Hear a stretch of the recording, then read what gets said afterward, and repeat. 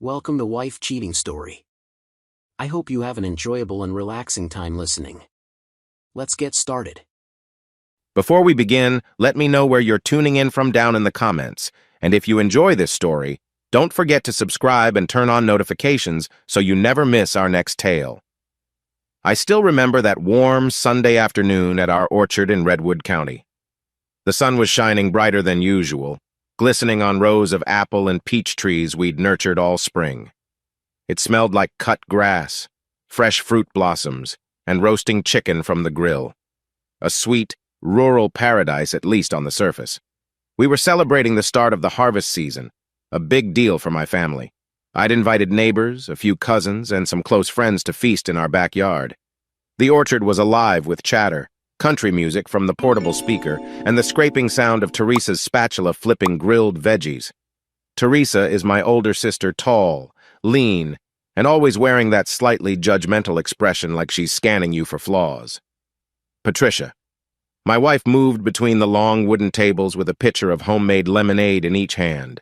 She had on this airy, pale blue sundress that fluttered around her legs whenever the breeze picked up. She'd pinned her dark hair into a casual bun, though strands kept escaping around her face. Her cheeks glowed under the late afternoon sunlight, and she looked happier than I'd seen her in a long time. "Hey, Cal!" Teresa waved me over to a group sitting near the orchard's edge, under the shady cottonwood. "We're talking about, married life stuff. Come share your wisdom."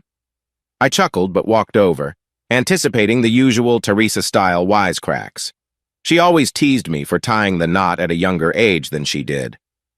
Around us, the orchard stretched out like a quilt of green and pink blossoms, gently rolling up to the hazy lake in the distance. The wind that blew off the water felt a little humid today, but still comfortable. "Married life?" I asked, leaning on the trunk of a peach tree. "Depends on who's asking." Teresa shot me a sly look. "Well, we were discussing how you'd handle it if Patricia if you ever caught her up to no good." I raised an eyebrow. "Up to no good how?" Teresa shrugged, looking half serious. "Cheating, for instance. I mean, come on. Lots of folks around Redwood gossip about extramarital nonsense. I asked them what they'd do if they found out their spouse was fooling around." A ripple of uncomfortable laughs spread through the group. Some folks sipped their lemonade, others looked down at their shoes. I forced a grin. I'd say that's not something I plan to worry about. Deep down, though, Teresa's question made me uneasy, like she sensed a crack in my marriage that I hadn't noticed. My sister was many things, but rarely clueless. Behind me, I heard a sudden chime, a phone vibrating on one of the tables. Patricia carefully set the lemonade pitchers down and reached for her phone. I watched out of the corner of my eye, expecting her to read some harmless text from a neighbor needing more fruit or something. But instead, Patricia's face seemed to pale. She pushed the phone back into her purse too quickly. I caught a name on the screen, Jerry, but only for a split second. Jerry? That name took me back years. We'd been old buddies, but we hadn't spoken in ages. Why would he be texting Patricia of all people? Patricia's eyes met mine, but she looked away fast. The tension in the air prickled my skin. A moment earlier, everything seemed normal. Orchard in bloom, kids running around, the enticing smell of grilled peaches. Now the orchard might as well have been a silent stage. Even the wind rustling the orchard leaves seemed to hush. "You okay, honey?" I asked, trying to sound casual. She nodded too quickly. "Yes, yeah, I'm fine. Just someone asking about business stuff." Her response felt off, but I let it drop. I turned back to the group, forcing a laugh. "So what was that question about cheating again?" Teresa, eyes narrowed, looked from Patricia to me. Then, as if reading the room, she changed the subject to local orchard pests, something about caterpillars threatening the apple blossoms. Everyone exhaled, tension broken. The rest of the party slogged on with half-hearted small talk. I tried to convince myself that I was overthinking. The orchard glowed in the golden hour light, a breathtaking sight, but I felt a hollow in my gut like the moment you sense a storm's about to blow in, even though the sky still looks calm. By the time twilight rolled around, folks started leaving. Patricia and I saw them off, hugging neighbors and thanking them for coming. I'd always loved these orchard gatherings. They felt like a symbol of our partnership, me handling the planting and picking, Patricia organizing the events and finances. We were a team, right? That evening, as I walked along rows of fruit trees picking up stray cups and plates, I glimpsed Patricia from a distance. She stood near the old wooden fence, eyes lost in the pinkish glow of the setting sun over the lake. Her phone was in her hand. The gentle breeze blew her hair softly across her face. She looked conflicted. Could Jerry be an old friend needing help, I wondered? Or was it something else? I wanted to push the suspicion out of my mind, but the memory of that tight look on her face kept me restless. The orchard no longer felt like a place of celebration. It started to feel like a backdrop for something I was missing. We ended the night in near silence, just the distant hum of insects and frogs as we both busied ourselves with post-party cleanup. When I turned off the porch light and stepped into the kitchen, I noticed Patricia's phone lying screen down on the counter. That same uneasy feeling flickered through me again. I slid my gaze over to her. She was wiping down the cutting board, lips pressed tight. I almost asked her point-blank what was going on with Jerry, but the words caught in my throat. Confronting her felt wrong, especially if there was some innocent explanation. "Let's get some rest," she finally said, not looking up. "We'll handle the rest of the mess tomorrow." I nodded. "Sure." We walked upstairs to our bedroom, exhaustion weighing on me. My legs ached from standing, greeting guests, and running around. My brain, though, refused to rest. It hammered with questions. In bed, Patricia turned to face the window. I noticed she hadn't even changed out of her sundress, just pulled a blanket over her. The orchard outside was dark now, except for a faint moonlight tracing the shape of the tallest apple trees. I lay awake for a long while, imagining every scenario from perfectly innocent to heartbreakingly grim. I pictured Jerry's name on the phone, bold as day. We haven't talked in years. Why now? Eventually, I dozed off, haunted by the silent orchard around us and that unreadable look in Patricia's eyes. And that was how our perfect orchard party ended, with me tumbling into uneasy dreams about betrayal, while the sweet scent of blossoms turned into something unsettling in the night air. The next morning, I woke to a burst of sunlight cutting through the thin curtains. My head still felt heavy from the restless sleep. Outside, I heard the faint chirping of birds in the orchard, which usually soothed me, but not today. Patricia had gotten up earlier than me, leaving only a faint trace of her perfume on the sheets. I dragged myself out of bed and hurried downstairs, figuring she might already be in the kitchen or at the orchard fence, checking on the new buds. Instead, the house was oddly quiet. A warm smell of coffee lingered. On the table sat a half-empty mug, and the door leading out to our backyard stood ajar. My curiosity stirred, but so did a pang of worry. I headed to the back porch and paused. Patricia's voice floated around the side of the house, low and urgent. "Em can meet you maybe near the supply store?" "No, Calvin doesn't know I said he won't suspect anything." Her words sounded clipped, almost desperate. My gut twisted. Who was she talking to? The voice on the other side was too muffled for me to catch. I stepped forward, and the old wooden step creaked under my weight. Patricia spun around. She was still in that sundress from yesterday, a little wrinkled. Her face flashed with alarm before she ended the call. "Oh, Cal," she said, forcing a shaky smile. "You're up." My eyes darted to her phone. "What's going on? Who was that?" She hesitated, then shook her head. "Just someone asking about orchard supplies." But her tone was off, her gaze faltering. Before I could press further, we heard footsteps crunching over the gravel driveway. Teresa appeared, wearing jeans and an oversized flannel, carrying a small box of pastries. She greeted me with a quick nod, but her eyes flickered to Patricia with something like suspicion. "Morning," Teresa said, brushing past us onto the porch. "I brought some donuts for the kids. Where are they anyway?" "Still asleep upstairs," I said. My voice sounded tense, even to me. Patricia tucked a strand of hair behind her ear and mumbled, "I need to run a quick errand. I'll be back soon." Without waiting for a response, she slipped into the kitchen and then out the front door. Moments later, I heard her car ignition start and the rumble as she drove off. Teresa set the pastry box on the porch railing and turned to me, crossing her arms. "Care to explain why Patricia's in such a hurry? Or why you look like someone just shot your dog?" I sighed. "I don't know, okay? She's distant. She got a text last night from Jerry. You remember Jerry Hadley, right?" Teresa's expression darkened. Huh, I do. He was involved in some shady business a while back.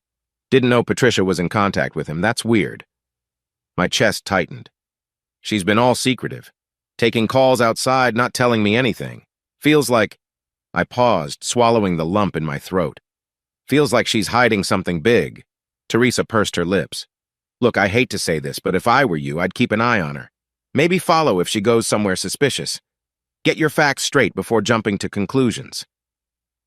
The idea of tailing my wife felt wrong, but the sinking feeling in my gut told me we were past being polite. I can't believe we're even talking about this, I muttered. Patricia's always been honest, at least. I thought so. Teresa rubbed my shoulder. Love can make us blind. Sometimes you gotta look harder, Cal. We went inside, kids still asleep, so we spoke quietly in the kitchen. I told Teresa about the orchard party, Patricia's phone buzzing, how she'd looked terrified. My sister listened intently, passing me a donut. I took it but couldn't swallow more than a bite. My nerves were too shot. Eventually, Teresa cleared her throat.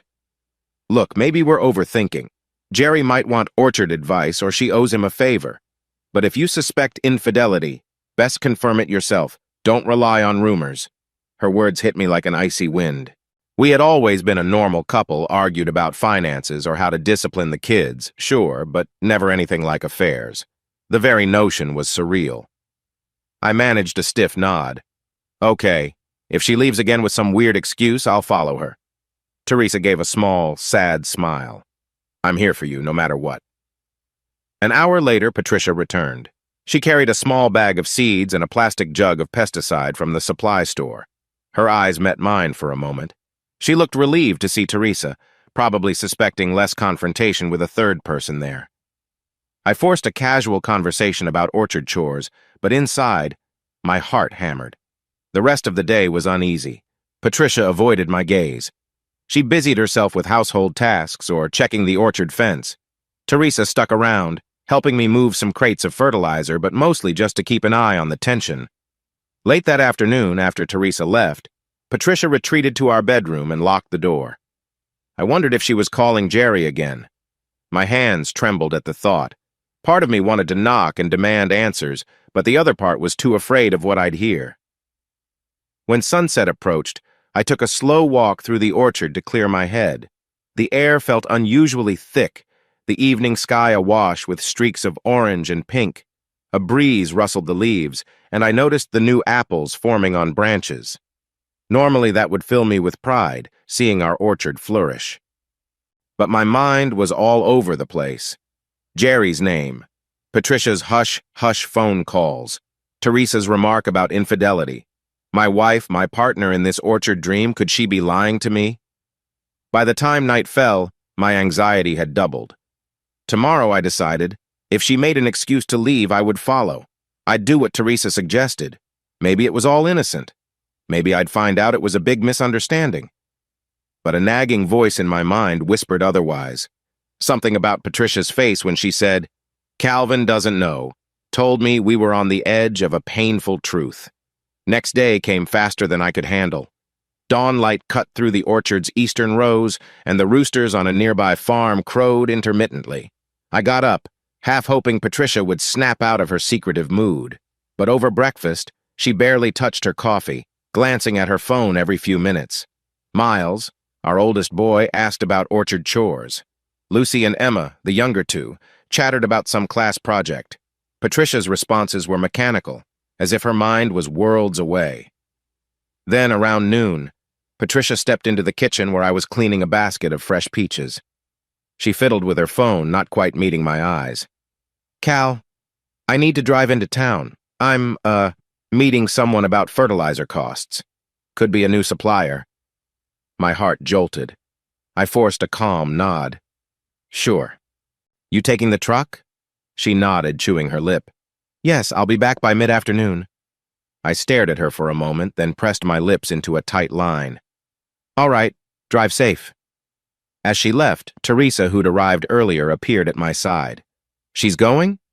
I grabbed my jacket from a hook. Yeah, I guess we're going too. Lucy and Emma stayed at home with my mom, who'd offered to babysit. Miles was helping our neighbor fix a fence. So it was just me and Teresa, climbing into her car and following Patricia down the county road. The day was unusually warm, the sky a sharp blue without a single cloud. Teresa drove while I tried to keep my eyes locked on Patricia's truck ahead, mindful not to tailgate too closely. At first, she took the route toward downtown Redwood, but halfway there, she veered off onto a narrower road that led north, in the direction of the lake. Teresa gave me a sidelong glance. "That's not how you get to the fertilizer supplier." My heart hammered. No, it isn't. We kept our distance, but stayed close enough to see her truck turn onto a gravel path near the lake's edge. Up ahead, a run-down motel sign peeked out behind some tall pines. It was the Redwood Lakeside Inn, known for cheap weekend stays, usually hosting fishermen or out-of-towners on a budget. Patricia parked. I could see her shoulders tense. She glanced around, maybe checking if anyone was watching. My pulse throbbed in my ears. She stepped out and, after a moment, walked to room 12. The door creaked open and a man stepped aside, letting her in. I recognized that short crop of hair, the bulky frame. Jerry. Teresa and I sat in her car, hearts pounding. The motel's parking lot was nearly empty aside from a couple of dusty vehicles. No one else seemed to notice us. "Cal," Teresa whispered. "You okay?" I couldn't respond. I felt like the ground was crumbling. The orchard we'd built, the marriage I trusted it all, seemed like a sham. My palms slick with sweat, I waited. Each minute stretched endlessly, like watching a horrifying slow-motion reel of my life unraveling. After about half an hour, the door opened. Patricia came out first, looking tense. Jerry followed, touching her shoulder briefly. She seemed to pull away. That detail should have comforted me, but it didn't.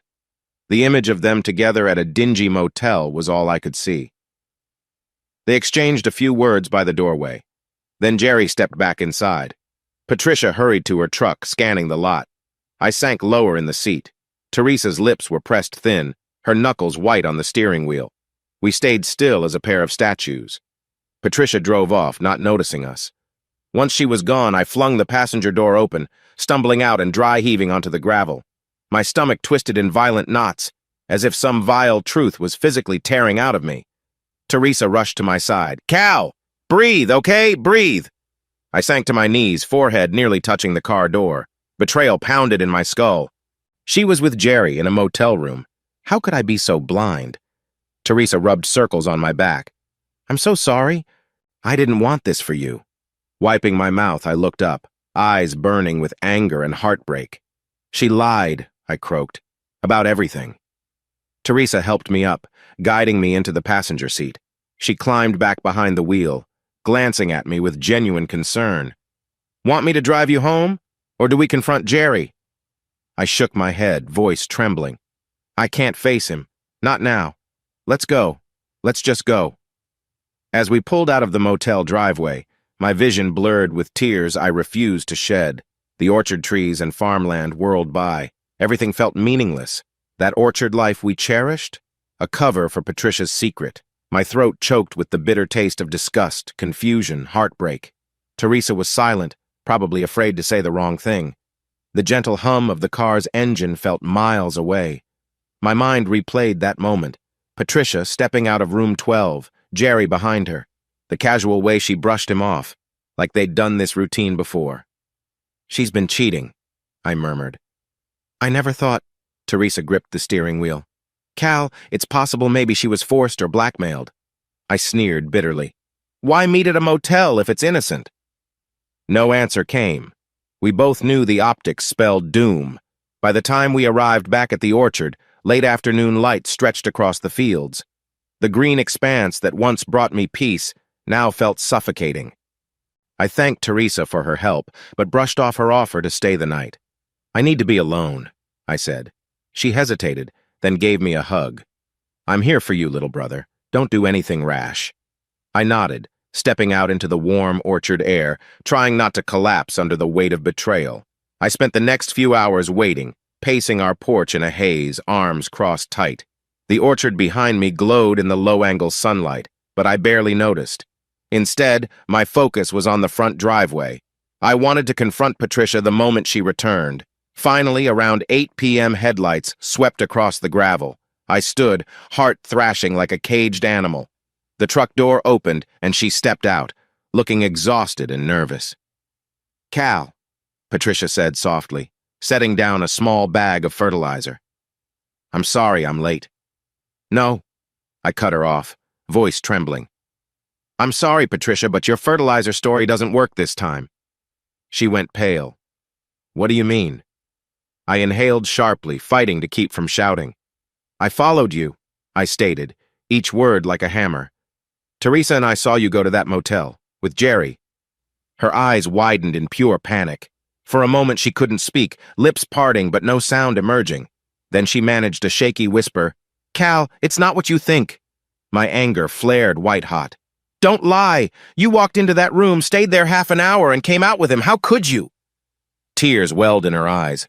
She stumbled forward, hand outstretched to grab my arm, but I jerked away. "Cal," she choked, "please, just listen. It's complicated." "Complicated?" I repeated, voice crackling. "You've been going behind my back, meeting him in secret, and that's all you can say? That it's complicated?" She clutched at the air, tears now streaming. "I swear I never wanted to hurt you. This was never about love. It's—" "Stop!" I roared.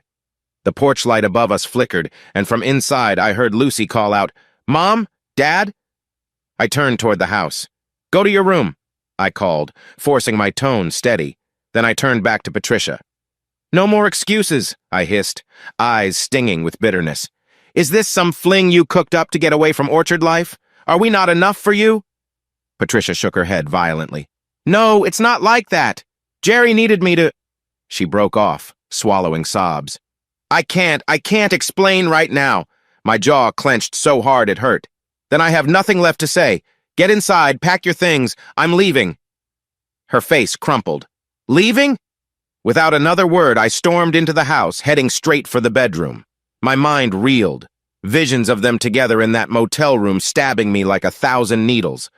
I yanked a suitcase from the closet, stuffing random shirts and jeans inside. Patricia stumbled in after me, tears falling onto the hardwood floor. She grabbed at my shoulders. "Cal, please, we have kids. We have a life here." "I'll explain. Just give me—" I spun around, fury blazing. "Explain what? That you lied and cheated? That you took advantage of my trust? I saw enough. If you think I'm going to stand here and swallow some half-baked excuse, you're insane." She collapsed onto her knees, arms wrapped around herself, sobbing uncontrollably. My heart twisted with a pang of compassion, but the image of the motel door slammed my sympathy shut. I marched down the hallway, suitcase in hand. Lucy and Emma peeked from behind their bedroom door, eyes wide with fear. Miles stood there too, fists clenched. "Dad?" he whispered. "What's going on?" A lump caught in my throat. I forced myself to meet my son's gaze. "I need to stay at Grandpa's for a while. Everything's Mom and I just need space." He looked between Patricia shaking on the floor and me, tears threatening. But I couldn't bear to see my children's faces twist in confusion and sorrow. It felt like something vital was being ripped from us, but I couldn't pretend. Patricia crawled forward, arms extended toward the kids, but I lifted a hand. "Don't drag them into this," I snapped, voice low. She froze, hiccuping sobs. I turned away, hurrying outside. Night had fully set in, a brittle darkness cloaking our orchard. The same orchard we built side by side. Now it felt haunted by a betrayal that changed everything. I threw the suitcase into the bed of my old pickup, heart pounding so loud I could barely hear anything else. After slamming the door, I caught a glimpse of Patricia at the front porch, hugging herself for warmth and weeping. The house lights behind her cast an eerie glow, highlighting the despair on her face. For a split second, my anger wavered, replaced by an ache so deep I thought it might break me. But then the memory of Jerry's name, the image of that motel room, set my anger aflame again. I revved the engine and backed out of the driveway, ignoring her desperate call of my name. As the truck's headlights cut a path through the rural back road, I felt numb. The orchard disappeared behind me, replaced by the winding lane. My thoughts whirled like a tornado. She betrayed me, but how far did it go? Why Jerry? Why the secrecy? In the darkness, Redwood County looked foreign, tall silhouettes of fruit trees like silent witnesses to my heartbreak. I drove on, blinking away tears. Memories from just yesterday flashed in my mind. The orchard party, Patricia's smile, her gentle way of reassuring guests, the warmth in her voice. Now it all felt fake, as if I'd been too blind to see the cracks. By the time I reached my dad's place, the adrenaline ebbed, leaving only heartbreak. I parked, head slumped against the steering wheel, breath coming in shudders. Inside me, a tempest raged anger, sorrow, confusion. I finally found the strength to get out and walk up the porch steps. Through the window, I saw the soft living room lamp lit. My dad and mom must have been asleep, but they'd always let me crash if I needed. I couldn't help it before opening the door. I looked back down the road leading to my orchard. A pang of longing hit me. That was my home, my life, but it sure didn't feel like it anymore. The orchard was the place we built our dreams. Now it stood for a betrayal I never saw coming, and Patricia's tear-stricken face hovered in my mind, complicating every emotion. I woke up in my childhood bedroom, the single window overlooking my parents' backyard garden. Outside, the morning sky glowed with a muted orange, and dew sparkled on the wild grasses. The smell of fresh coffee drifted upstairs, a comforting scent that felt strangely distant. My father's house stands on a modest patch of land about 10 minutes from Redwood County's edge. No orchards here, just an old greenhouse and rows of vegetables that Mom likes to experiment with. The walls are thin enough that I could catch snatches of conversation downstairs, though I couldn't quite make out the words. I swung my legs over the edge of the bed, noticing how the floorboards creaked under my weight. My chest felt heavy from lack of sleep. I'd barely dozed off after leaving my own place in the dead of night. Images of Patricia in that motel with Jerry kept swirling in my head. Betrayal gnawed at my gut like some hungry animal that wouldn't let go. When I shuffled into the kitchen, Mom was ladling oatmeal into bowls. She wore a faded apron, her salt and pepper hair pulled back in a low ponytail. Dad sat at the small dining table sipping coffee, eyes glancing up as soon as I entered. "Morning, son," he said quietly. "Come on and eat." Mom gave me a gentle smile. "How'd you sleep, Calvin?" I just shrugged, taking a seat. Teresa was there too, perched on a chair with her arms folded across her chest. She'd driven me here last night, after everything collapsed. Now the kitchen was so still that my ears buzzed. "I've made an appointment with a lawyer," Teresa murmured, breaking the silence. "Someone I know from an old friend. It's at 10 this morning." Dad looked up, worry etched in the lines of his face. "You sure that's the step you want to take?" I fiddled with my spoon, swirling the oatmeal. "I don't know, but Teresa insisted I at least talk to someone. Mom, Dad Patricia's been seeing another man behind my back. My voice cracked, so I cleared my throat. "I don't see how we come back from that." Mom rested a hand on my shoulder. "Calvin, we know you're hurting, but you also have 3 kids to think about. Don't do anything permanent before you're certain." A jolt of emotion made me set the spoon down. I had no appetite anyway. I can't even think straight, let alone figure out what's best. But going home, pretending everything's okay, that's not happening. Teresa exhaled. "Let's just see the lawyer, discuss your options. Maybe you and Patricia can—" "Teresa," I interrupted. "I saw her with Jerry. There's no maybe about it." My words came out harsher than intended, but no one scolded me. They understood I was raw. A half hour later, I followed Teresa outside. The day was warming up quickly. A haze hovered over the farmland behind Dad's place. We drove in Teresa's sedan toward Redwood's small commercial district. I stared at the landscape, scattered barns, a glimpse of the orchard-laden hills in the distance. Each orchard reminded me of what I'd lost. Finally, we pulled up to a single-story building with a sign that read, "Anderson and Green, Attorneys at Law." Inside, the place smelled like old paper and air freshener. A receptionist led us to a cramped office where a bespectacled woman, Miss Carla Green, greeted us. She had a firm handshake and a thoughtful gaze, gesturing for us to sit at her cluttered desk. "So, Teresa gave me a quick heads-up," she began, folding her hands. "You're considering divorce?" I swallowed. "I don't know. Maybe. My wife, she cheated on me." The words tasted bitter even now. Carla nodded sympathetically. That's tough. I'm sorry. Let's talk about what you want. I glanced at Teresa, who gave me a small nod. Then I faced the lawyer again. I have kids, 3 of them. I can't blow up their lives without thinking carefully, but I can't move on like it never happened. Carla slid a notepad closer, scribbling as I spoke. Have you confronted Patricia? Last night, I murmured, thinking about the suitcase, the tears, the pain. I left the house. Carla pursed her lips. You realize, of course, adultery is a big deal, but proving it in a legal sense can be tricky. Plus, Redwood County's a no-fault divorce region. Adultery might not guarantee you any advantage in property or child custody. You do have the option to separate formally or informally and see if you can salvage the marriage. Or push for a divorce, but I'd strongly advise getting firm evidence if you want to challenge custody or something.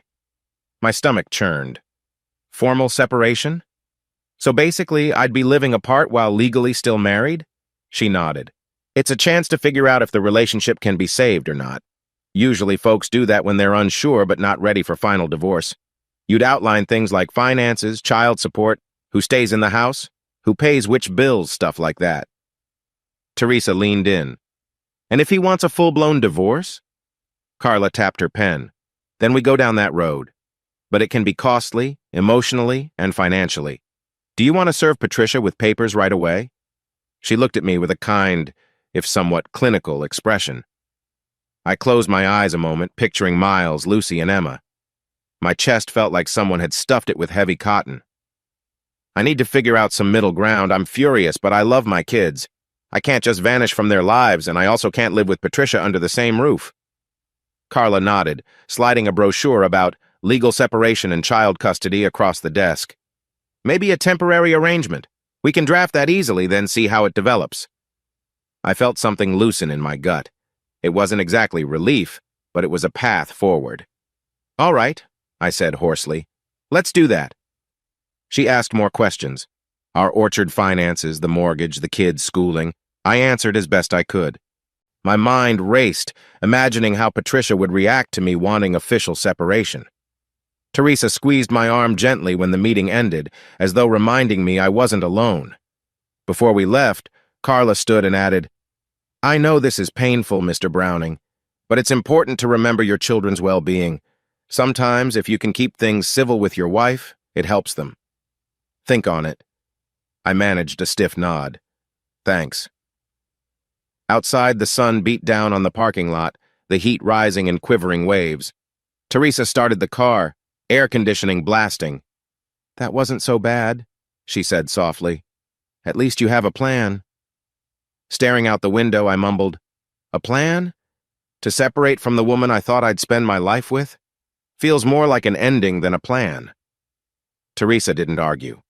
Back at my parents' house, I got a call that made my pulse spike. It was Miles. His voice trembled. Dad, you have to come check on Mom. She's not doing well. She's just crying in bed all day. An ache twisted through me. I'll come by. 15 minutes later, I pulled into my own driveway at the orchard. The place looked eerily quiet in the midday sun. Usually by this time, Patricia would be bustling around the orchard fence, or inside prepping lunch for the kids. Now, all I felt was this heavy gloom settling over the house. Inside, Miles stood in the living room, arms folded protectively. Lucy and Emma were on the couch, eyes red from tears. Where's your mom? I asked gently. Miles pointed upstairs. She won't eat. She won't come down. I tried everything. For a moment, guilt slashed through my anger. I was the one who'd left after blowing up on her. Now the aftermath was hitting the kids. I told them I'd handle it and headed up. Our bedroom door was half open. Patricia lay curled on her side, wearing the same shirt and jeans as last night, hair disheveled, eyes puffy from crying. The curtains were drawn, the room dim and stale. She looked up when she sensed me. Cal, she whispered, I didn't think you'd come back. I stood by the doorway. Miles called, said you weren't doing too good. She sniffled, sitting up slowly. I just can't face them, or you. I'm so sorry. My stomach nodded. On one hand, I wanted to remain furious. On the other, seeing her like this stirred protective instincts I couldn't completely bury. "The kids need you," I said quietly, "and I need to figure out how we navigate this mess." Her eyes brimmed with tears. "I want to explain, but—" "No," I cut in, shaking my head. "We'll talk later. Right now, get downstairs. Eat something. Be a mother to your kids. That's the least you can do." Patricia pressed her lips together, nodded, and slid off the bed. I noticed she was thinner than before, maybe from not eating properly. As we walked downstairs, the kids rushed forward. Emma clung to Patricia's waist, Lucy hovered uncertainly, and Miles just stood there, relief and anger both flickering in his eyes. I stepped aside, letting them have a family moment. A pang struck my chest. I was part of this family, yet also separate, walled off by betrayal. The orchard outside glimmered under the sun, mocking me with its life and growth. Eventually, I cleared my throat. "I'm going back to Mom and Dad's tonight, but I'll come around, check on you kids." I glanced at Patricia, noticing how she avoided my gaze. "Just take care of them, okay?" She nodded, tears slipping silently down her cheeks. "I will," she murmured. "I promise." I almost felt sorry for her. Almost. But the memory of Jerry in that motel room flared like a neon sign in my brain. She'd made her choices, and the rest of us were left to pick up the broken pieces. Before I walked out, Lucy tugged my sleeve. "Dad," she whispered, "you're not leaving forever, are you?" That question nearly shattered me. I forced a small smile, ruffling her hair. "No, sweetheart. I'm still here for you. Your mom and I just need some space." She blinked back tears. "Okay." I swallowed the lump in my throat, gave each kid a quick hug, then headed back to my truck. Patricia remained in the doorway, hugging Emma and Lucy tight while Miles stood stone-faced at her side. I reversed down the gravel drive, the orchard stretching on either side like a silent witness. The warmth of the late spring day felt suffocating, each breath heavy with regret. I was dozing on my parents' couch when the phone rang, startling me. I jerked awake, heart pounding. Glancing at the clock, I saw it was early evening, maybe close to 5. Mom picked up the call in the next room, but her gasp made me sit bolt upright. She hurried into the living room, face ashen. "Calvin, it's Teresa. She says Patricia's done something, she's unconscious." I felt my blood run cold. "Unconscious? Where?" Mom's voice trembled. "Teresa said she found Patricia collapsed in your bedroom. Pills someone's called an ambulance." My body switched to autopilot. Within seconds, I was out the door, Dad rushing to keep up. The drive to the orchard was a blur of speed and panic. Thoughts twisted in my head. Had she tried to harm herself? Over me? Over guilt? When we arrived, an ambulance was parked outside, lights flashing. Teresa stood on the porch, tears on her cheeks. "She's in there. Miles found her with an empty pill bottle. We think it was your old anxiety meds, plus who knows what else." Her voice shook. I bolted inside. The living room was chaos EMTs kneeling beside Patricia, who lay on the floor near the sofa. Her face looked pale as chalk, eyes fluttering half open, half closed. The kids huddled in a corner, sobbing. My heart thundered like 1,000 drums. One EMT looked up at me. "You the husband?" I nodded breathlessly. "Yes." "She's breathing, but barely responsive. We need to get her to the local clinic now. Might have to transfer to the bigger hospital in town." I crouched, my shaking hand brushing Patricia's hair aside. Her lips parted in a faint moan, but no words came out.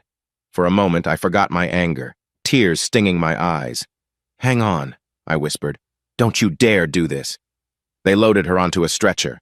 I glanced at the kids. Miles was pale, tears streaking his cheeks. Lucy clutched Emma, trying to steady her. "Dad," Miles croaked. "Mom's gonna be okay, right?" I swallowed hard. "We'll do everything we can. Stay here with Teresa, all right?" He nodded numbly. Then the paramedics carried Patricia out. I jumped into my pickup, following the ambulance down the road. Evening shadows stretched across the orchard, each row of trees casting long lines across the fields. The entire drive, I prayed silently for her to pull through, cursing this nightmare. At the local clinic, nurses swarmed around Patricia, hooking her up to machines, pumping her stomach. I was forced to wait in a hallway that smelled of disinfectant and anxiety. Dad and Teresa arrived soon after, gently guiding me to a chair. Hours passed in a haze. I paced, stared at the linoleum floor, rubbed my eyes. Guilt stabbed me repeatedly. If I hadn't left, if I'd handled things differently, would she have done this? Finally, a doctor approached with a solemn look.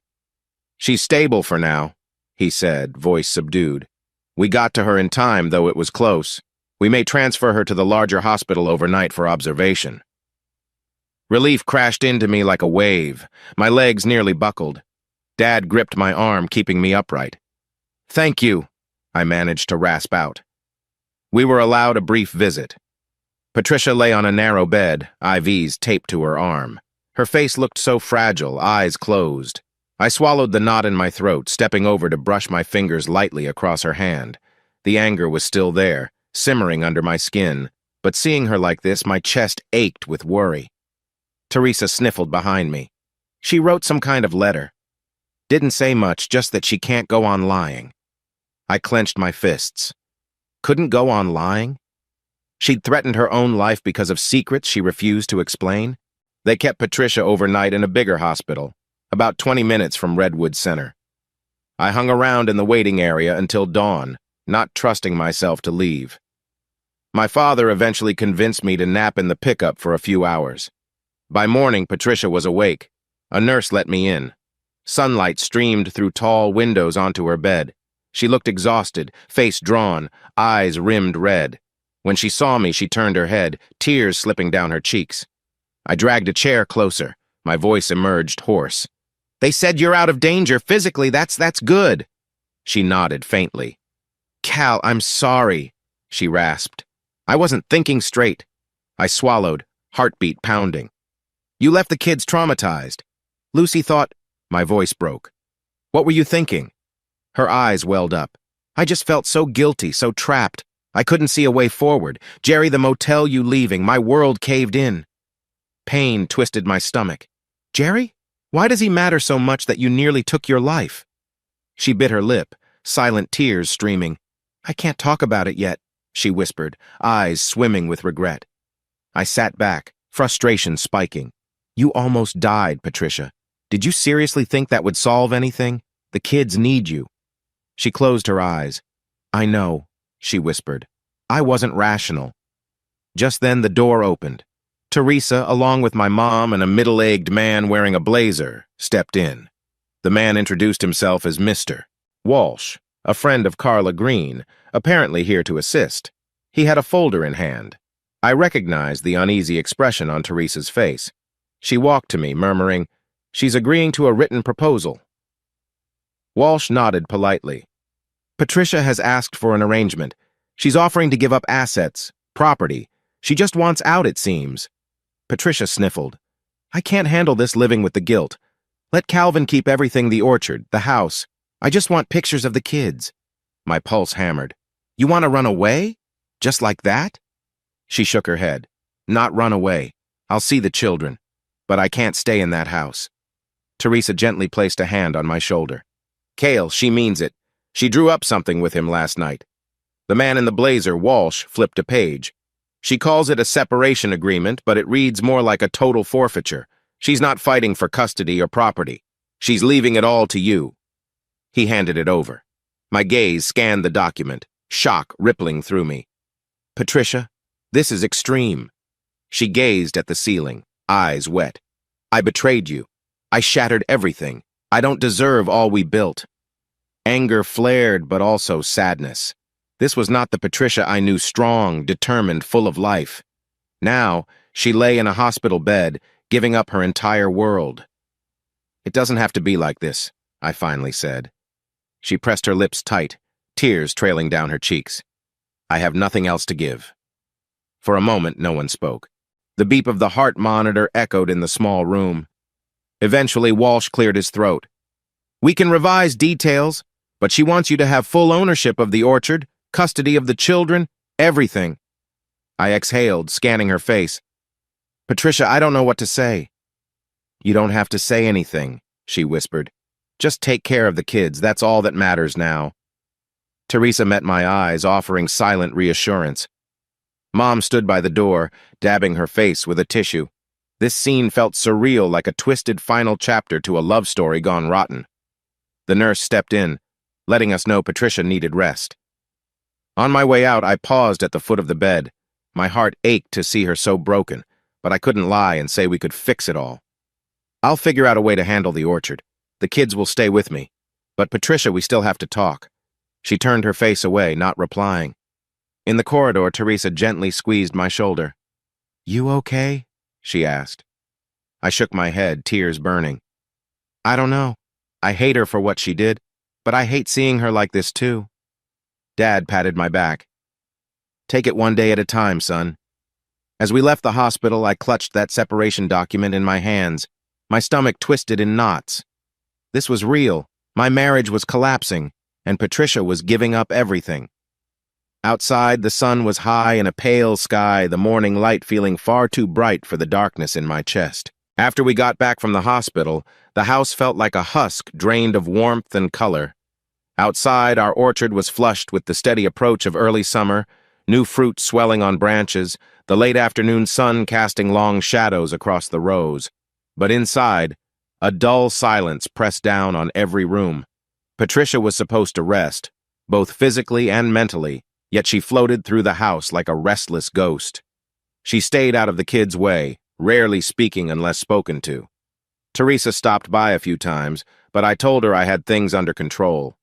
Truth was, I couldn't control much of anything. One muggy evening, about a week after Patricia returned, she came stumbling downstairs, face pale from crying, disoriented. I stood in the living room, arms folded. The kids had gone to bed, exhausted by the tension lingering in every corner. Our voices echoed off the wooden walls, the windows open just enough to let in a faint, warm breeze. I'm sorry," she murmured, her eyes redrimmed, posture stooped as if she were holding a mountain of shame on her back. "I keep feeling like I'm in your way." I swallowed, something bitter scraping my throat. "Yeah, well, maybe you shouldn't be wandering around. You need rest." She blinked. "I can't. I just can't sleep up in that room." That room, our bedroom, once a place of comfort and closeness, now brimming with awkward tension. It was impossible to share the same bed. After everything, I wasn't even sure I wanted her next to me. A swirl of anger lit my chest. "You know what?" I said, voice low. "If you can't handle the upstairs, there's always the cellar." She stared at me, confusion flickering in her eyes. The cellar? Our cellar was basically a wide, half-finished space that stored old orchard tools and random boxes. Cold concrete floor, a single overhead bulb. I mostly used it for extra supplies whenever the harvest was in full swing. Patricia looked startled, as if I'd suggested she sleep in a ditch. I held her gaze. "We've got a spare cot down there. Could help you avoid the rest of us. Keep your distance until you figure out what you want." Her face paled further, a tremor passing over her features. Maybe it was cruel, but I couldn't shake the rage and betrayal twisting my insides. She tried to speak, but no words came, just a silent nod. And so it was decided. That night, I hauled a cot downstairs, spread a thin blanket, dropped a pillow on top. Patricia followed me quietly, hugging her arms. Down there, the air felt stagnant. The single overhead light buzzed faintly, casting harsh shadows on the walls stacked with empty crates. A battered old dresser and some dusty shelves completed the depressing picture. Patricia's footsteps echoed on the concrete, each step hesitant. She stood by the cot, eyes downcast. "Thank you," she whispered. I almost laughed thank you for exiling her to a cellar. But the words wouldn't form. Instead, a guilty knot twisted in my belly. Still, I let the anger pull me upright. "If you need anything food, water, there's a mini fridge. Don't roam around the house at night. Kids shouldn't see you like this." She managed a small nod, tears brimming. Then she lowered herself onto the cot, turning her face away. I didn't say another word, just flicked off the overhead light and climbed back upstairs, leaving her in the dim glow of a side lamp. In my head, a quiet voice nagged me that this was too harsh, that I was punishing her as if she were a criminal. But I couldn't smother the cold satisfaction that whispered, "She deserves this." She tore our family apart. Late that night, in my own bed, I stared at the ceiling for hours. The orchard outside felt alive with crickets and distant night birds, while inside the house resonated with memories of trust broken into shards. Every time I closed my eyes, I pictured Patricia alone on that rickety cot. A prick of guilt, then I forced it away. This is what she chose, or so I told myself. Morning light flooded the kitchen as I poured cereal for Lucy and Emma, both still drowsy. Miles, at 14, rarely ate breakfast with the younger ones, preferring to sleep in. The orchard outside shimmered with new sunshine, early summer warmth pressing in. Through the window I caught glimpses of apple trees heavy with baby fruit. Emma rubbed her eyes. "Dad, where's Mom? She usually makes pancakes." For a second I froze. The question hung in the air. Lucy bit her lip, glancing at me anxiously. They both missed their mother's usual morning routine, her warm presence, the smell of fresh batter and bacon. Now, I was stuck in this new normal of resentment. "She's not feeling too good, honey," I said, forcing a calm tone. "She's resting downstairs for a bit." Lucy's brow furrowed. "Downstairs? Like, in the cellar?"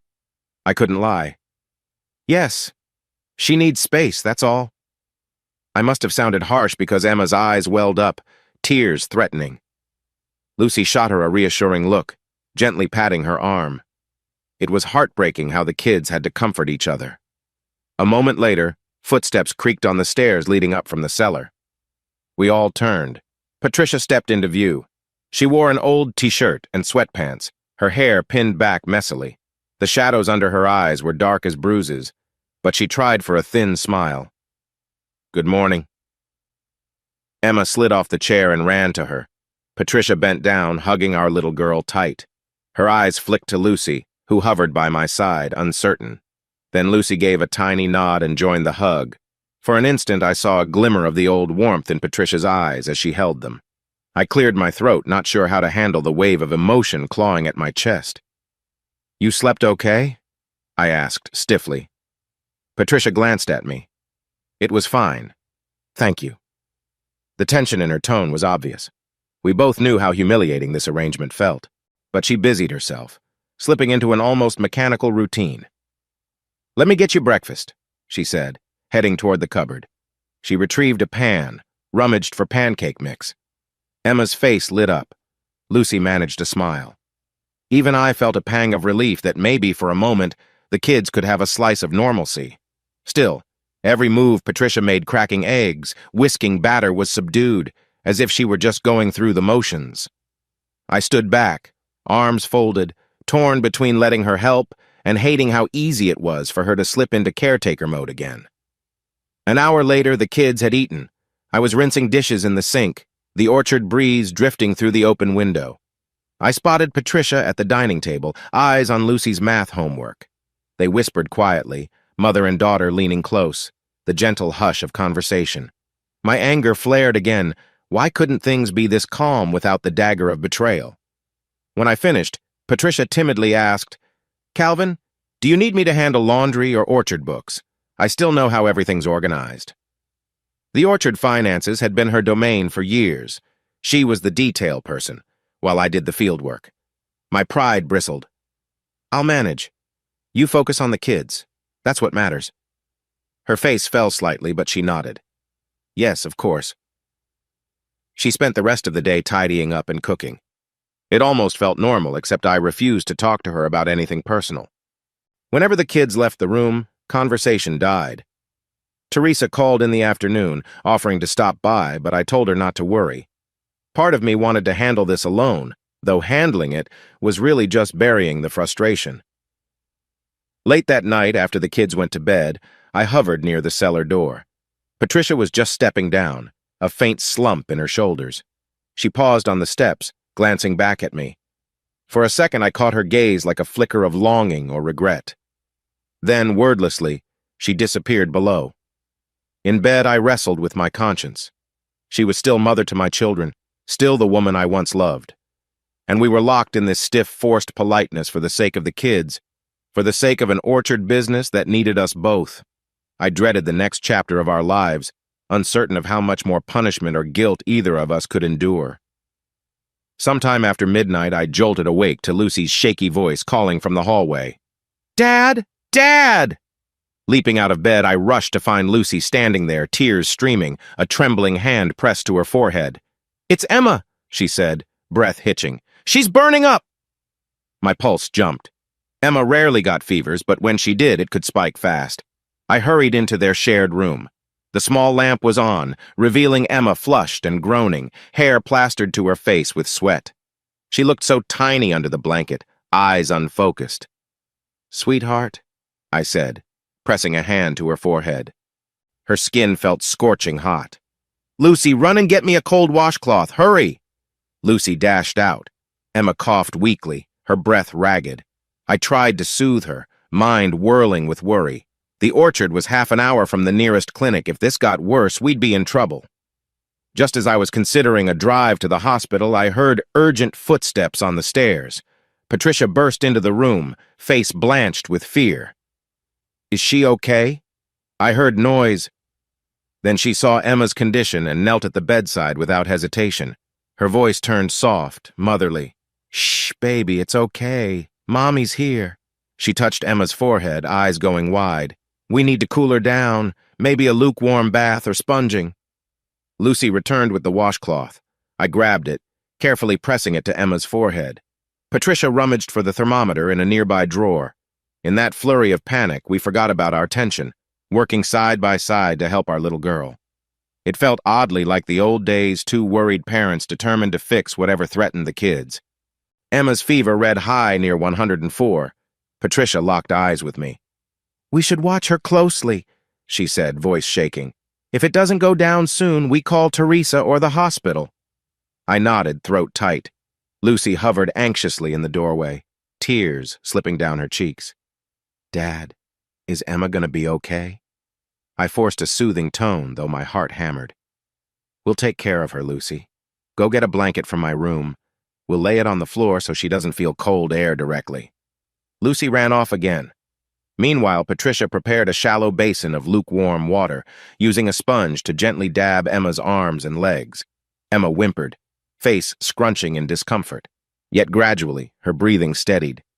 The color in her cheeks shifted from crimson to a softer pink. After what felt like ages, the fever eased a bit. Emma's eyes fluttered open.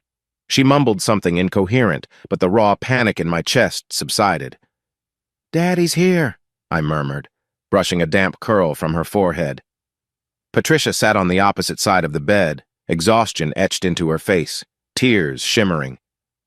"Thank God," she whispered, glancing at me. "She's cooling down." In that moment, our gazes locked. The weight of the past weeks pressed on us anger, betrayal, guilt, but overshadowing it all was an intense relief that Emma was okay. For a heartbeat, I felt the echo of what we used to be, partners in everything. Patricia reached out almost instinctively, maybe wanting to hold my hand. My body tensed. My heart lurched with confusion. Her betrayal still stung like a fresh bruise, but right here, she looked like the same Patricia I'd fallen for. Caring, protective. I hesitated. Then Emma whimpered again, drawing my focus. Patricia dropped her hand, the connection lost. Awkward silence formed a gulf between us. The crisis had forced us together, but we had no map for the aftermath. Finally, Emma drifted off to a quieter sleep. Lucy crept back in, relief plain on her face. "She's better?" she whispered, eyes darting between me and her mom. Patricia gently brushed Lucy's hair. "Yes, I think so. We'll keep an eye on her." Lucy exhaled, then turned to me. "Thanks, Dad. Thanks, Mom." The emotion in her voice twisted my chest. For all the chaos, the kids still needed the two of us. Together, if only in fleeting moments. Near dawn, after ensuring Emma was stable, Lucy went back to bed. I tried to sleep, but couldn't. Instead, I found myself in the upstairs hallway, leaning against the wall. The old wooden floor felt chilly under my bare feet. My mind spun with the memory of Patricia's trembling hand, the unspoken longing in her eyes. We almost touched, like stepping too close to a flame. Then I heard it, a quiet, muffled sob echoing from the staircase leading down to the cellar. My heart clenched. Despite everything, I couldn't let her suffer alone. That sense of duty or leftover affection, maybe both, drove me to follow the sound. In the cellar, the single lamp glowed dimly over Patricia, sitting on the edge of her cot. She had her face buried in her hands, shoulders shaking. The sight tore at me. I approached cautiously, footsteps echoing on the concrete. She raised her head, eyes puffy. Did Emma get worse? I shook my head. No, she's okay. Just sleeping now. Patricia sagged with relief, tears still glimmering. I'm so sorry for everything. Her voice cracked. Seeing Emma like that, it reminded me how I've ruined us. Yet I still care so much about our family. A war raged inside me. I remembered Jerry, that motel, her secrets. But I also saw the woman who saved our daughter from a raging fever tonight. Why does it have to be so complicated? My chest felt tight. Slowly, I sat down on the cot next to her. The cellar air smelled faintly musty, the overhead bulb highlighting the strain etched on her features. She trembled, tears sliding down her cheeks. Without conscious thought, I reached out and wrapped an arm around her shoulders. A half embrace, tentative, stiff. She stiffened too, as if expecting me to pull away. But we stayed like that, a fragile union in the silence of the cellar. Her sobs quieted, and her fingers clutched the fabric of my shirt. My heart pounded.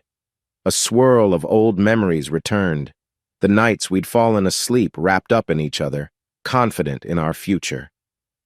How did we go from that to this? I still can't wrap my head around what you did, I murmured, voice raw. You broke something in me, in us.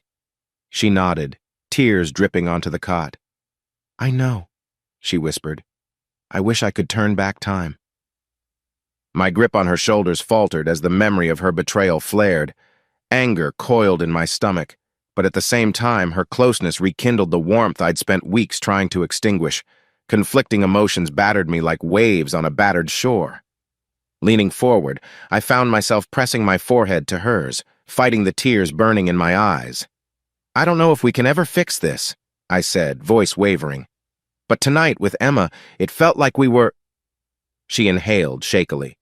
I felt it too, like old times. I almost let myself relax into her arms. But then, a harsh flash of Jerry's face in my mind, the motel door. No. My chest hardened again. I jerked away, letting the cold reality flood in. Patricia's eyes filled with regret as she sensed me withdraw. She reached out, but I stood abruptly, pulse racing. I can't, I said, stepping backward. This changes nothing. I'm sorry. She bowed her head, silent tears glistening. I turned on my heel, striding up the steps 2 at a time. Each footfall echoed with finality. In the hallway, I paused, heart hammering like a drum. My shirt felt damp where she'd grabbed it, a reminder of how thin the line was between hatred and longing. Back in my bedroom, I sank onto the mattress, burying my face in my hands. Anger warred with guilt, heartbreak with a flicker of hope. We'd shared that fleeting closeness, but her betrayal still overshadowed every tender moment. I might still love her, but I can't forgive her. Not yet. Outside the window, dawn light peeked over the orchard. Another day of orchard chores and silent conflict awaited. My mind reeled with the memory of that half-embrace, a brief spark that was quickly snuffed by the dark cloud of distrust. And in the pit of my stomach, I sensed deeper revelations still looming about Jerry, about Leon, about everything Patricia refused to fully reveal. For now, all I had was a bed that felt too big and a house that felt too empty, even though every room overflowed with leftover dreams. Sleep never came, my head too full of thoughts of Patricia dozing in the cellar, each of us alone in our sorrow. I couldn't shake the feeling that Patricia was still hiding something big, something that kept her trapped in guilt and fear. The tension between us, that half-embrace in the cellar, and her sudden withdrawal all pointed to a secret that ran deeper than mere infidelity. So I decided to tackle it head-on. It was a hot, dusty afternoon when I parked outside a rundown diner off County Road 6, about 15 minutes from Redwood's main stretch. A neon sign buzzed in the window, half the letters dead. The place smelled of fried bacon and stale coffee. Flies circled overhead, occasionally landing on the smeared counter. Hardly anyone came out here except truckers or folks passing through.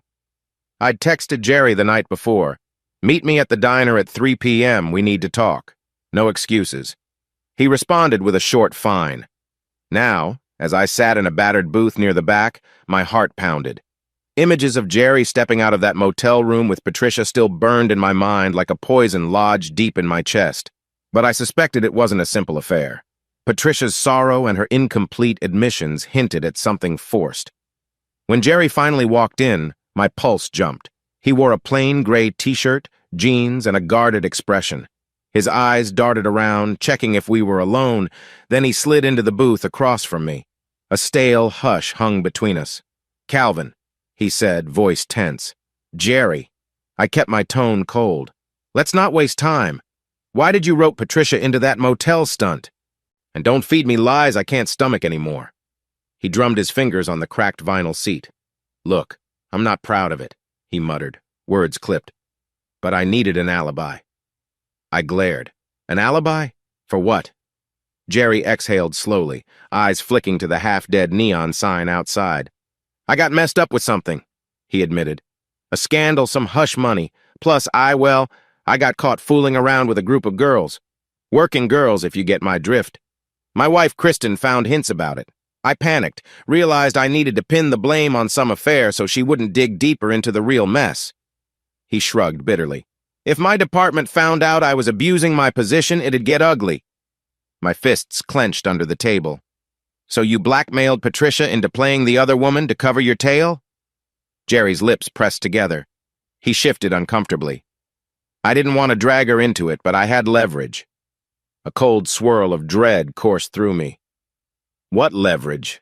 He hesitated, gaze dropping. "Something from years back. Something about your brother, Leon." The diner's overhead fan squeaked, slicing the silence. My chest tightened at the mention of Leon, my older brother, who died in prison. A swirl of old grief and confusion roused inside me. "Leon? He's been dead for years. What does any of that have to do with you?" Jerry swallowed. "Patricia confided in me once the night Leon hurt her." His voice wavered. "Your brother attacked her. She never wanted you to know. She was terrified you'd confront Leon or spiral into something awful, so she swore me to secrecy. I helped her after that assault, took her to a safe spot to recover. Later, I left Redwood, didn't want any part of that mess. But I knew the truth." My skin went ice cold. Leon attacked Patricia? The words felt unreal, like a nightmare creeping up from behind. Jerry nodded grimly. "Yes, she was a wreck. But you idolized your brother so much, she stayed silent. She was scared of what that knowledge would do to you and to your family. She told me she couldn't bear to ruin your relationship with Leon. So the secret stayed buried." I stared at him, my throat closing. My brother, Leon, someone I once admired, had done something unforgivable. That explained so much about Patricia's hidden pain, but it didn't explain the motel. "So how does that tie into your blackmail?" Jerry exhaled, voice hushed. "I told Patricia, help me stage this fake affair, or I'd tell you everything about Leon's assault, how it was way worse than you suspect, how your brother never felt remorse." She freaked, didn't want you to find out. She agreed to meet me at that motel, let me snap a few incriminating pictures, so if Kristen confronted me, I'd wave those around, say I was hooking up with Patricia, all to bury my real scandal. Patricia hated every second, but she felt cornered. My rage pulsed. A part of me wanted to lunge across the table and throttle him. Another part reeled with heartbreak for Patricia. "So she never cared about you romantically?" He almost laughed, a hollow sound. "No, she was a pawn in my lie. She was desperate to hide her past and protect you from the truth about Leon." He rubbed his temples. "Look, I'm sorry, Calvin. I really am. But I was in a bind." My voice trembled. "You destroyed my marriage, my life." Jerry shook his head. "You think I wanted that? She was the one who suggested a quick motel meetup, just enough to set the scene. I never touched her, I swear." I stared at my coffee mug, the liquid rippling with the force of my shaking hand. "You put her through hell. And me. All for your pathetic cover-up." He didn't deny it. "I made a mistake. You know, deep down, Patricia never intended to betray you. She was trying to save you from learning Leon's secret." Bile rose in my throat. I shoved back from the booth, half standing. "You're a coward!" I spat. "If I ever see you near Patricia or my family again, I'll—" He nodded, eyes hollow. "I get it. I won't bother you again. I'm sorry." Without another word, I stalked out, the diner's door slamming behind me. My mind churned, anger and sorrow warring. Leon assault, blackmail, Patricia's tortured secrecy. I clutched my truck's steering wheel, knuckles white. She wasn't the adulterer I assumed she was, a victim, coerced, but that didn't erase the images in my head or the pain of watching her step out of that motel room. This changed everything, and yet the damage remained. That evening I drove back to my parents' house in a haze, heart pounding with fresh betrayal. Not from Patricia, but from my own brother, Leon, the man I had once admired. I arrived after sunset. The porch light glowed softly. Mom and Dad were in the living room, their faces grim. Teresa was there too, arms folded tightly. She'd heard about my plan to confront Jerry but didn't know the outcome yet. I shut the front door and turned to them. "Jerry told me everything," I said, voice shaking, "about Leon and Patricia, what he did to her." Mom let out a shaky breath, tears brimming in her eyes. Dad squeezed her hand, struggling for composure. "We hoped it would never come out, son, but it seems it's time." Teresa's face flickered with confusion. "Wait, Leon." Dad nodded stiffly. "Calvin, we have something to show you." He reached behind the sofa, grabbing a weathered envelope. It looked old, corners bent. "Leon sent me this letter from prison. I've kept it from you for years, didn't want to destroy your memories of him." My pulse thudded, half afraid to see the truth in black and white. But I had no choice. I tore the envelope open. The paper inside felt brittle, Leon's scrawl shaky. "To my family, I've done a terrible thing to Patricia, something no apology can fix. I forced myself on her the night before she was to marry Calvin. She begged me to stop, but I didn't. I was jealous. I hated how she'd chosen my little brother over me. She threatened to tell, but I told her it'd destroy Calvin. She never did. I know I deserve worse than prison for what I did. I just want you to know, Dad, Mom, I'm sorry. I'm a monster. I guess that's why I ended up here. Leon." The words swam before my eyes. My breath caught, tears burning hot. Leon's confession hammered a final nail into whatever illusions I'd held about him. He'd assaulted Patricia out of twisted jealousy. She protected me from the truth to spare me heartbreak and family turmoil. All these years she carried that secret alone. I looked up, tears rolling down my cheeks. Dad's face was gray with shame. "We got the letter 2 years after Leon passed," he murmured. "We confronted Patricia, but she begged us not to tell you. She said you'd blame yourself or do something reckless. She insisted Leon was gone, and she was trying to move on, so we honored her wishes." Teresa pressed a hand to her mouth, eyes wet. Oh my God. Anger tore at me. Anger at Leon, at my parents for hiding it, and at myself for not realizing the trauma Patricia had carried. "She lived with this all that time," I said thickly, "and I let Jerry's motel fiasco convince me she was just another cheater." Mom burst into sobs. Dad's voice trembled. "We're sorry, son. We thought we were protecting you." I wanted to scream, but no words formed. All I could think about was Patricia's haunted eyes, her secrecy, her heartbreak, the day she tried to end her life. She wasn't just racked with guilt, she was terrified I'd discover what Leon did and spin out of control, losing the brother I loved. I shoved the letter into my jacket pocket, stumbling toward the door. Teresa rose. "Cal, where are you?" "I have to see her," I choked out. "I have to let her know I know everything." It was nearly midnight when I reached the orchard. Clouds covered the moon, leaving only the dim glow of the porch light. My heart felt like a stone in my chest. Patricia was likely in the cellar. That knowledge twisted my gut. I marched in, ignoring the hush of the living room, the soft ticking of the wall clock.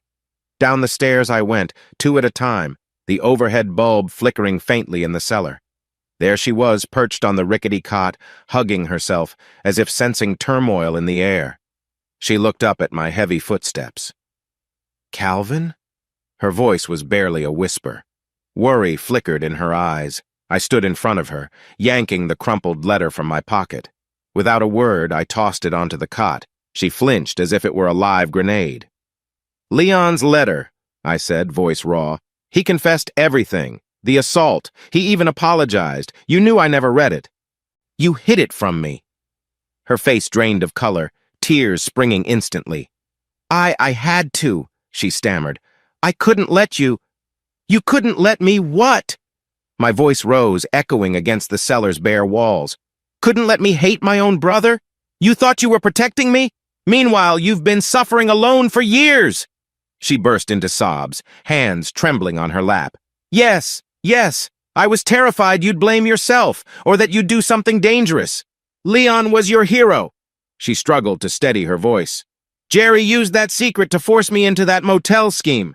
He threatened to reveal the assault or twist it somehow to ruin you. He gave me no choice. I balled my fists, remembering Jerry's smug admission. He told me about the blackmail. I talked to him this afternoon. My tone was bitter. He said you never slept with him. You just staged it for his cover story. Patricia nodded, tears streaming. That's true, Cal. I swear on our children I never wanted any part of it. But Jerry made it sound like if I refused, he'd dig up the assault details, spin them to damage your reputation or hurt you in some way. I panicked. I swallowed, chest heaving. So you let me believe you were cheating on me. You let me rage and tear this family apart, all so you could preserve my illusions about Leon? I ran a hand through my hair, tears edging my vision. God, Patricia, you nearly died. You tried to overdose. You should have told me. She sank to her knees, clutching the hem of my jeans. The sight was gut-wrenching. I'm sorry, she sobbed. I'm so sorry. I never meant to break us. But every time I tried to speak, I felt that old terror. I was so sure you'd hate me for tainting Leon's memory. My mind spun. The orchard's night air seeped through the cracks, making the cellar feel damp and suffocating. I knelt, gripping her shoulders gently. She trembled under my hands. Patricia, you didn't taint anything. Leon did that all by himself. My brother was a monster to you. And I was blind. She sobbed harder, head bowing. I couldn't let you see me as the victim. You're so proud, so protective. I feared you'd snap, do something reckless. So I stayed silent year after year, carrying this shame. My tears finally broke free. I wish you'd trusted me enough to handle the truth, I said hoarsely. God, how could we have saved ourselves all this agony? We clung to each other, raw emotion pouring out. For a moment, the anger faded under the weight of tragedy. I understood, in a flash of aching clarity, that her secrecy was born from a twisted love she wanted me spared from the knowledge my brother was an abuser.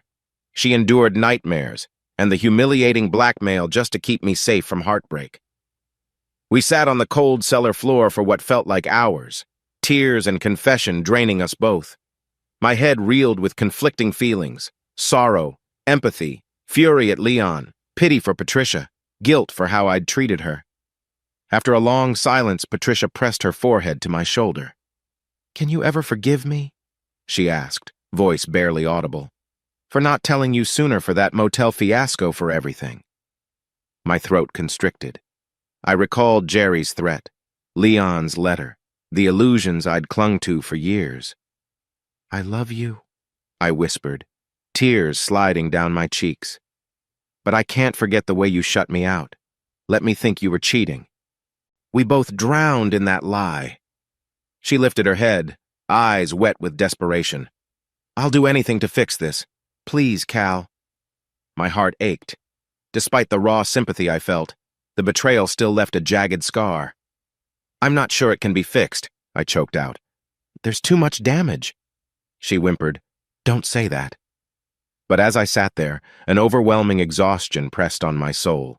The orchard we built together, the children we cherished, none of that erased the weeks of torment, and the old wounds now torn open. Even though Patricia never truly betrayed me in the way I believed, she still deceived me, let me hate her for a lie. And Leon's monstrous act overshadowed everything, a grim piece of the past she thought I couldn't handle. I heard footsteps on the cellar stairs, Teresa's voice calling softly, Cal, you all right? I took a shaky breath, wiping tears. Down here, Teresa. Teresa descended, face pale as she took in the scene. Patricia crouched at my side, eyes swollen with crying. What happened? Teresa asked gently. I rose unsteadily, helping Patricia stand. I know the truth now, I murmured. About Leon, Jerry, everything. Teresa's eyes darted between us. She'd obviously guessed some of it.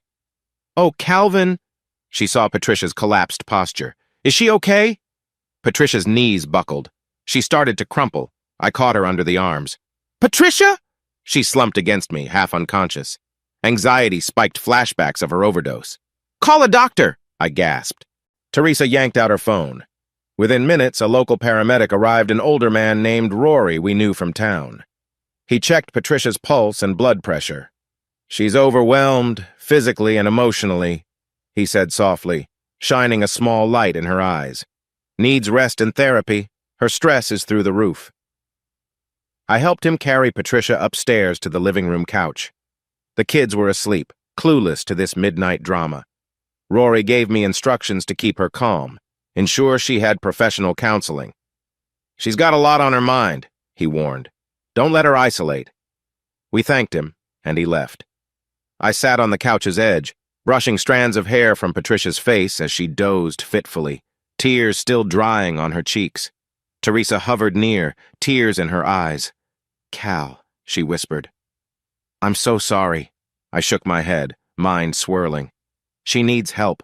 Real help. I don't know if we can rebuild this marriage." The words tasted bitter. Teresa pressed a hand on my shoulder. "You do what's best for you and for the kids." I nodded numbly, gazing at Patricia's sleeping form.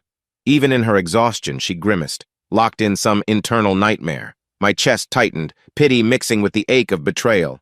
I did love her, in some deep corner of my heart, but maybe love wasn't enough after all that had happened. Eventually, I stood, shoulders heavy as if carrying the orchard's weight. The night wind blew through an open window, rustling the curtains. I glanced outside our trees, our land, everything we'd worked for. But inside my home, a wasteland of broken trust. I placed a light blanket over Patricia and quietly headed upstairs to my room. As I shut the door, I felt like I was severing an invisible bond. The final thought that flitted through my mind was that nothing would be the same again, no matter how many truths or lies came to light. And maybe, just maybe, that was how it had to be.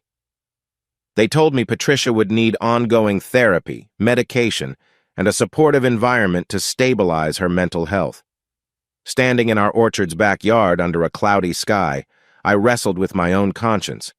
Could I keep her here and pretend we could rebuild, or was that just another lie? A few weeks had passed since that night in the cellar when she collapsed again. Spring was slipping into early summer, the orchard alive with birdsong, the peaches blushing pinkish red, and the mild breeze carrying the scent of damp soil. It felt surreal how nature thrived while our marriage lay in ruins. Patricia stayed mostly on the ground floor these days, not always in the cellar some nights. She moved to the living room couch, trying to avoid contact but also staying near the children.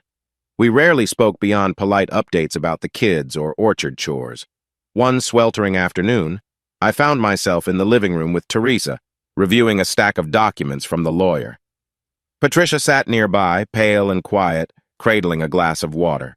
The papers on the coffee table spelled out the end of our relationship divorce forms, property division, custody proposals. The sight made my stomach twist, but there was a cold clarity in it, too. Teresa inhaled deeply, looking between me and Patricia. "So if you both agree to these terms," she said gently, "the orchard goes fully to Calvin, along with primary custody. Patricia, you'd keep visitation rights.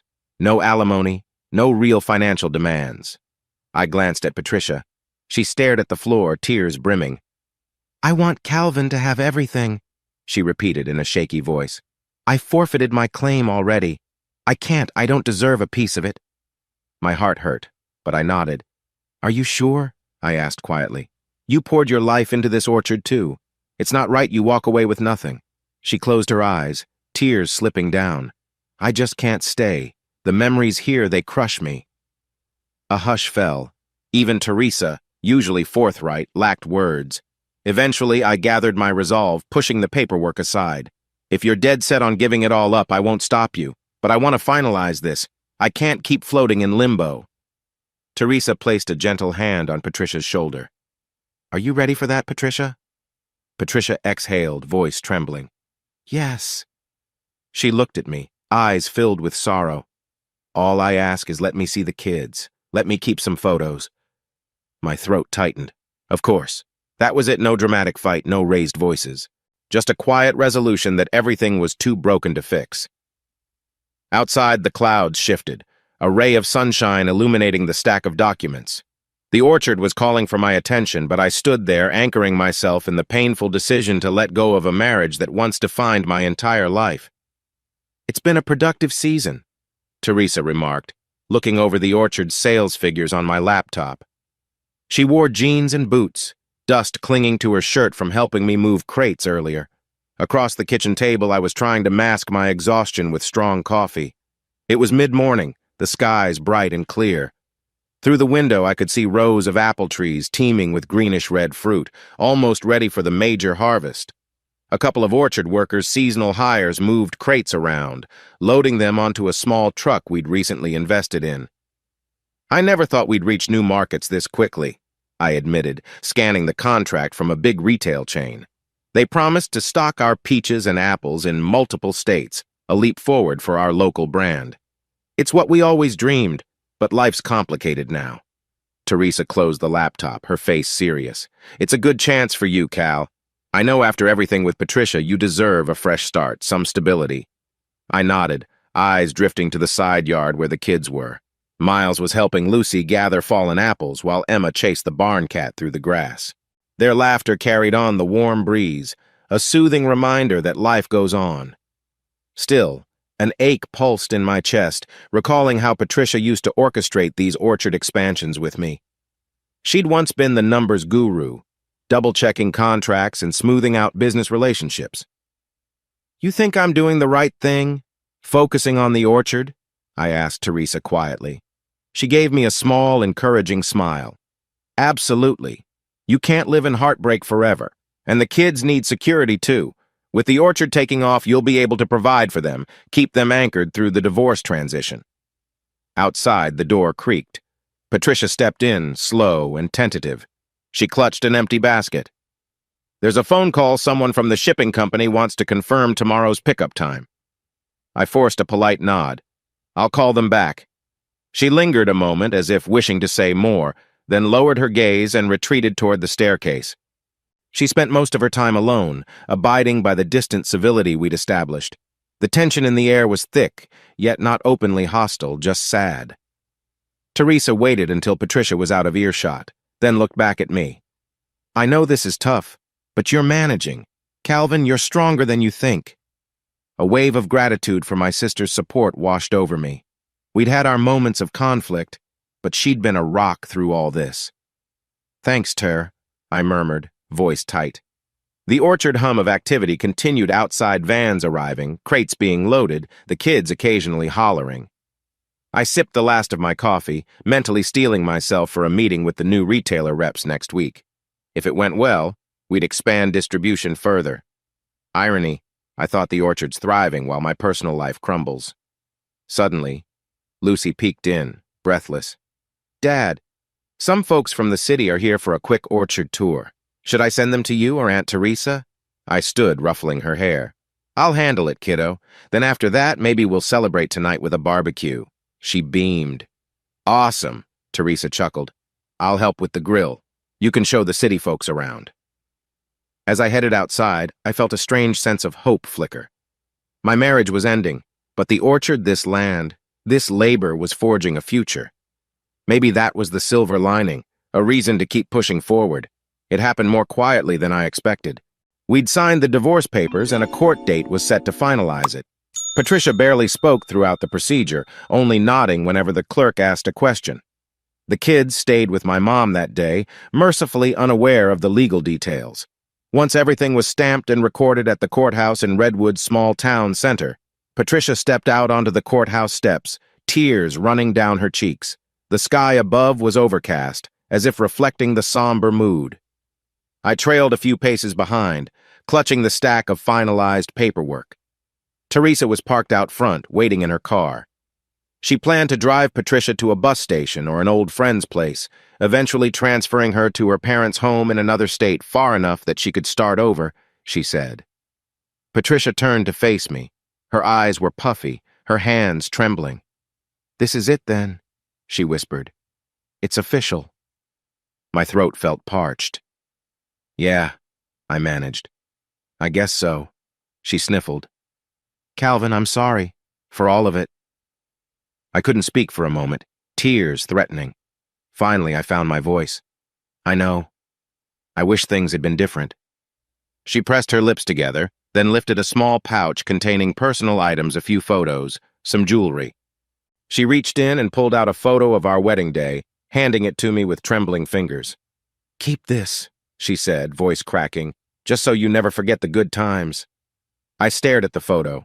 A younger me, grinning from ear to ear, her in a simple white dress, orchard trees behind us. My heart squeezed painfully, thinking how that joy dissolved into heartbreak. Still, I took it gently. Thanks. A car door slammed. Teresa called over softly, Patricia, we should go if we want to catch that bus. Patricia nodded, tears streaming. I hope someday you can forgive me fully. I couldn't form words. Instead, I stepped forward, wrapping her in a brief hug. Her body shook with sobs, arms clinging to me for one last moment. Then I pulled away, blinking back my own tears. Take care of yourself, I whispered. She nodded, biting her lip. Teresa hustled over, guiding Patricia toward the car. Patricia paused one last time to meet my gaze, and I saw the depth of regret etched there. Then she climbed into the passenger seat and Teresa drove off. I stood on the sidewalk, the courthouse behind me, papers in my hands, watching until the car disappeared around the bend. Emotion welled up, grief, relief, and a strange emptiness swirling. We'd built an orchard and a family, but no matter how strong the crops, our marriage couldn't withstand the secrets and betrayals. After a while, I made my way back to my truck. I flipped through the divorce decree, Patricia's signature clear and final. A bitter ending, I thought, but maybe also a gateway to something else. A few weeks later, early summer sunlight bathed Redwood County in a golden glow.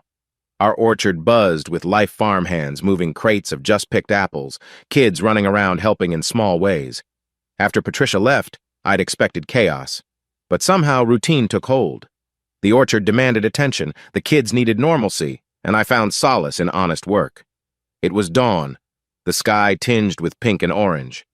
I stood on the porch, sipping fresh coffee, gazing at our sprawling rows of fruit trees. The warm air carried the promise of a scorching afternoon, but in this moment, it felt peaceful, an invitation to start again. Lucy bounded outside, her ponytail swinging. Dad, can we visit the lake after chores? Miles said he wants to fish. I laughed softly. Sure. Once we finish loading those crates for shipment, we'll take a break. She grinned, a spark of excitement in her eyes, then dashed off to find Miles. My chest swelled with affection. Even after everything my kids were adjusting, they had each other. They had me. Out of habit, I glanced toward the spot where Patricia used to park her car. It was empty now. A pang struck me, but it wasn't as sharp as before. Time along with the orchard's steady demands was helping me heal. Maybe it's true that working the land can heal a broken soul, I mused. I strolled through the orchard. Leaves rustled overhead, the first orchard dew clinging to fruit. I passed the spot where we used to share coffee breaks, me and Patricia, talking about expansion plans or the kids. My heart squeezed briefly, then eased. Her presence was gone, but the orchard still flourished like a symbol of endurance. At midday, I wrapped up a business call with a new client, finalizing a deal to ship our produce further north. Another big step for Browning Orchard. My hands trembled slightly after I hung up, a flood of excitement. We were growing, maybe I was growing too. In the late afternoon, I gathered Lucy, Emma, and Miles. We hopped in my pickup, heading to the lake on the orchard's far edge. The drive was only a few minutes, the lake shimmering under the blazing sun. We parked near a small wooden dock. The kids tumbled out, laughing, carrying fishing rods and a cooler of snacks. I stood on the dock watching them set up lines, bicker playfully, then settle into that magical anticipation of a potential catch. A gentle breeze rippled the water, sending cool relief across my face. I let my mind drift, soaking in the beauty of Redwood County, our land, our orchard, this big open sky. Somewhere inside, I felt a release like a knot untying in my chest. I'm free, I realized. Free from the anger, the lies, the heartbreak. Sure, scars remained, but maybe I could move on. Maybe I deserved happiness again. Miles whooped he'd snagged a fish, splashing water around as Lucy cheered him on. Emma clapped excitedly. Their joy lit up the twilight, a reminder that life continues, children grow, and seasons change. A soft smile touched my lips as I imagined a future where I'd share these orchard sunsets with someone new, someone who loved me without secrets or blackmail overshadowing our bond. Or maybe I'd stay single for a while and just focus on fatherhood and orchard success. Either way, the path was open. As the sun dipped behind the orchard trees, the sky flared with brilliant oranges and purples. I exhaled a long breath, letting the warmth of that moment fill me up. In my mind, I saw a flicker of Patricia, back when she first helped me plant new saplings. I felt no hatred, only a quiet acceptance that our time had passed. I gathered the kids, hauling a couple of small fish we'd caught. The orchard lights twinkled in the distance, guiding us back home. My heart felt lighter than it had in months. It's not a perfect ending, I thought, but maybe it's enough. Later, after tucking the kids into bed, I stepped out onto the porch again. Dawn would bring a new day of orchard tasks, new hopes, new possibilities. The wide expanse of stars above Redwood County mirrored the infinite directions my life could go from here. I closed my eyes, recalling the swirling chaos that once threatened to drown me. Now I stood upright, strong and calm. A half smile curved my lips. This orchard is my home, my foundation. I pictured the future harvests, the deals to grow the business, maybe even the chance for genuine love someday. Slipping my hands into my pockets, I stepped off the porch. The grass felt cool under my feet, and a gentle breeze rustled the orchard leaves. I walked deeper among the rows, breathing in the sweet scent of ripe fruit. My past lay behind me like scattered blossoms. My future beckoned, bright and open as the morning sun.